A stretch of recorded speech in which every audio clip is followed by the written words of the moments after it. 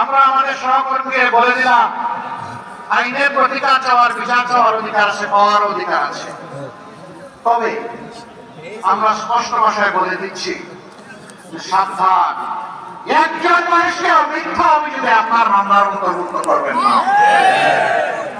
আপনারা শুনে খুশি হবেন, হাজার হাজার মামলা সারা দেশে আমরা করি নাই। সিম্বলিক কিছু মামলা করেছি। 8টি মামলায় আসামি মাত্র একজন। দ্বিতীয়জন আমরা খুঁজে পাইনি, তাকে কেন আমরা মামলার আসামি করব?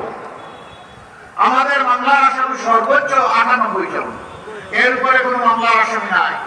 কিন্তু আমাদের কোন ভাই বন্ধু তারা মামলা করেছেন হাজারে হাজার, বনে পাওয়া, বিস্তর সমস্যা, এরপরে আরো আছে উদ্ঘাটন। এগুলা দিয়ে মানুষকে হয়রান করা হয়েছে, মানুষের উপর নির্যাতন করা হয়েছে। আমরা এগুলা নিন্দা জানাই, আমরা ঘৃণা করি। এটা বিচারকে হত্যা করার সাথে আমরা এই ধরনের মামলা বাণিজ্য আমরা করতেও চাই না, দেখতেও চাই না।